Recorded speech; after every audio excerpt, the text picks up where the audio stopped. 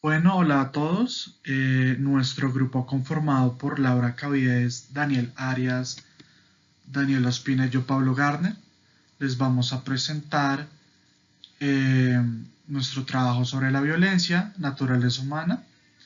En esta presentación se hablará del debate entre naturaleza y cultura, los puntos a favor de la violencia como innata, a partir de un punto científico, así como también a partir de un punto científico los que están a favor de la violencia como resultado cultural,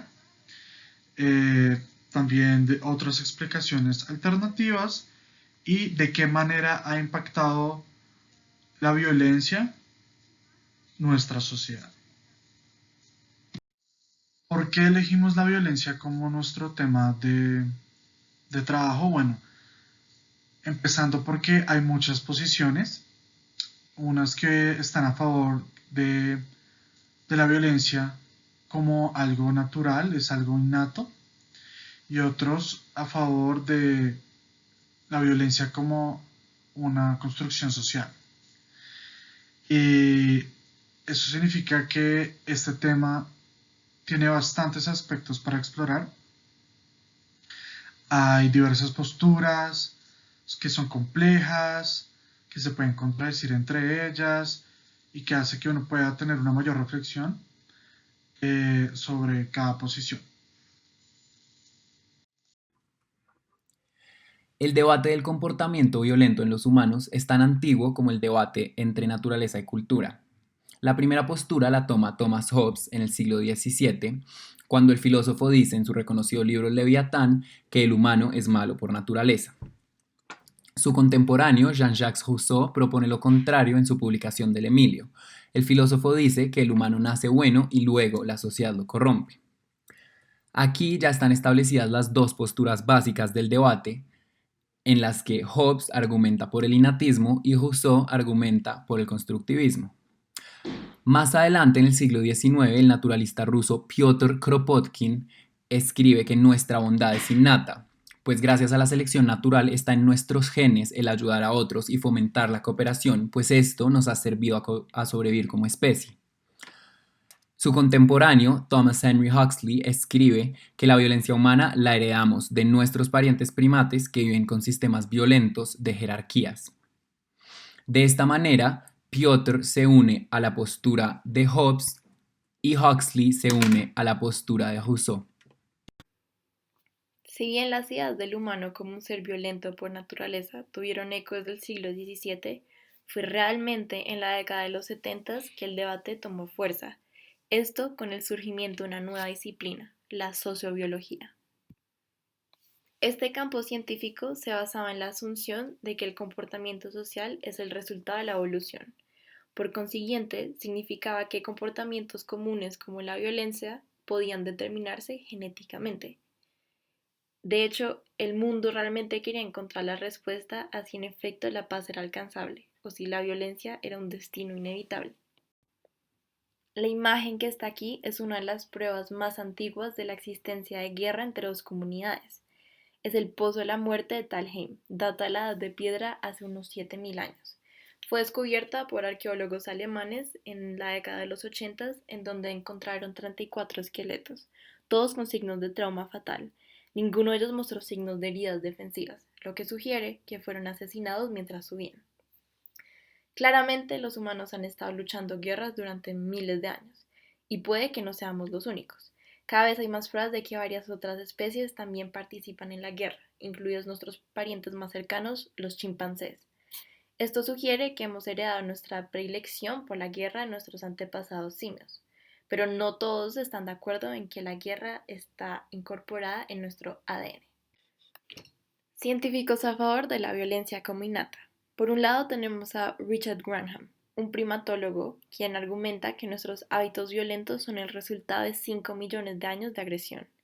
En sus obras, Granham se refiere a los humanos como hombres demoníacos, pues han sido seleccionados por la violencia. Sus actos violentos les han brindado ventajas. Por ejemplo, el dominio y la agresión sobre las comunidades vecinas mejora el acceso a comida, parejas y refugio, y estas características inevitablemente las heredan los humanos. Igualmente está Steven Pinker, un psicólogo quien en su libro The Blank Slate escribe: cuando miramos los cuerpos y cerebros humanos encontramos signos más directos de diseño para la agresión. Para él está en nuestra anatomía la evidencia de que somos violentos por naturaleza. A esta misma idea se le suma Christopher Cunningham, quien en sus estudios argumenta que partes del cuerpo están diseñados para la violencia. Por ejemplo, afirma que las características faciales más robustas de los hombres son evidencia de que la violencia es innata. Igualmente, afirma que la adaptación de los pies también es una evidencia que propone que estamos diseñados para la lucha. El primatólogo Richard Branham, de quien hablamos en la diapositiva anterior, propone una alternativa al debate Hobbes-Huxley versus Rousseau-Kropotkin. En esta, él argumenta que los pensadores del debate han abordado mal el tema por pensar la agresividad como un solo concepto. Él propone en cambio que la agresividad se puede dividir en dos facetas, la agresividad proactiva y la agresividad reactiva. La agresividad proactiva son actos violentos que tienen una víctima específica, son planificados y tienen como resultado el cumplimiento de un propósito o de una meta predispuesta. Un acto de agresividad proactiva sería, por ejemplo, un asesinato premeditado.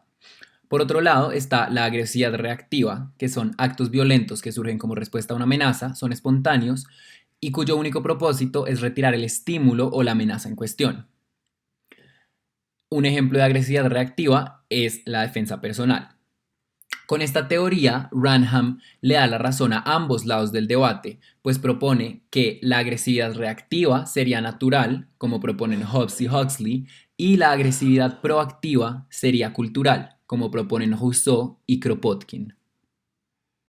El debate acerca de la violencia alcanzó un impacto significativo en el escenario internacional para el año 1970.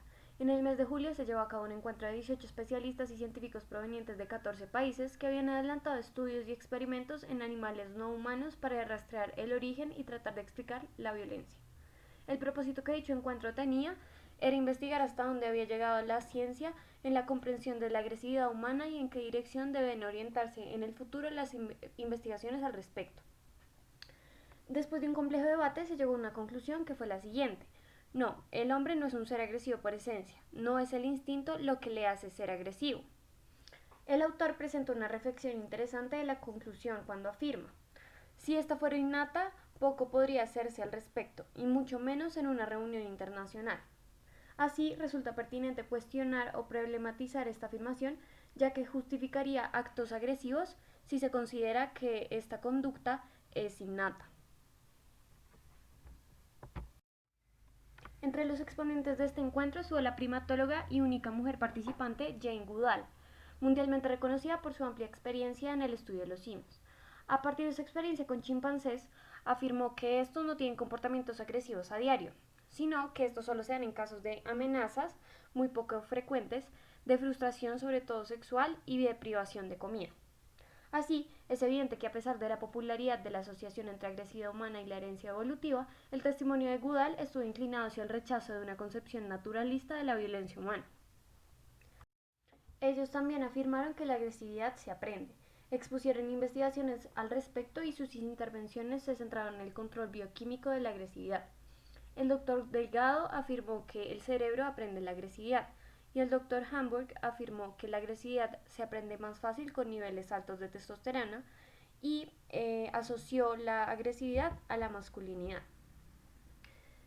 Pero ambos estuvieron inclinados hacia establecer mecanismos de control médicos de sujetos particularmente agresivos, trayendo a colación experimentos realizados en ratas y en toros, en los cuales se bloqueaba esta conducta a partir de mecanismos intercerebrales. Así abrieron un dilema bioético bastante complejo que no fue apoyado en la conferencia.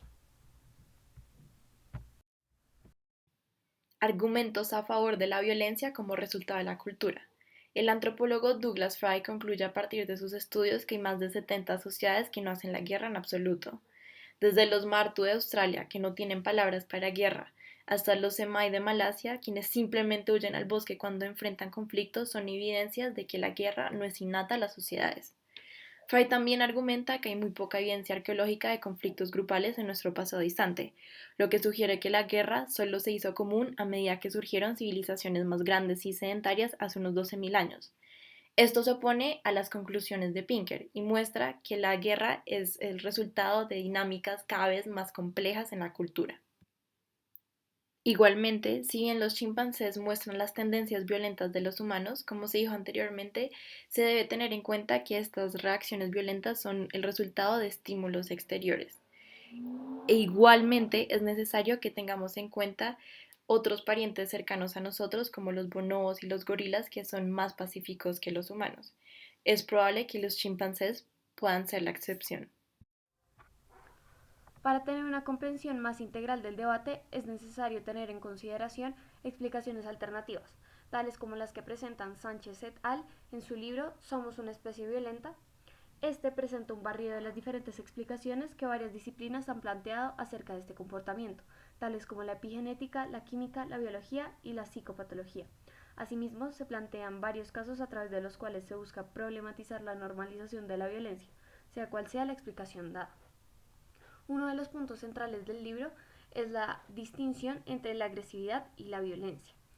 La agresividad corresponde a una respuesta biológica de interacción social frente a un peligro existencial. Así, los autores la definen como una conducta innata, con raíz situada en nuestra biología intrínseca. Por otro lado, la violencia se define como un comportamiento realizado de forma razonablemente intencional que, de una manera cultural, se sustenta en la agresividad o la magnifica, y que provoca un mal físico, psicológico o sexual con abuso de la fuerza. De esta forma, los autores relacionan estos dos conceptos a partir de la siguiente cita. La violencia incluye agresividad, y la agresividad puede conducir a la violencia. A partir de la distinción previamente presentada, se puede afirmar que la explicación de la violencia no puede recaer solo en la naturaleza o solo en la cultura. Esta se sustenta, según los autores, en un comportamiento innato, biológico, la agresividad, pero se realiza de acuerdo a numerosos influjos que incluyen elementos tanto biológicos como culturales. Esto se puede evidenciar en uno de los diagramas que el libro presenta, en el cual se muestran las influencias en las conductas violentas de los seres humanos. Así, una respuesta agresiva o violenta se puede deber a factores tales como las situaciones personales, el alcohol y otras drogas, el aprendizaje, los genes, las hormonas, las redes naturales, los modelos culturales y la impulsividad y otros parámetros temperamentales. En este sentido, se puede ver la complejidad en la interacción de los factores que afectan nuestra conducta, motivo por el cual el análisis de la misma debe basarse en la multidisciplinariedad y alejarse de posturas dogmáticas o radicales.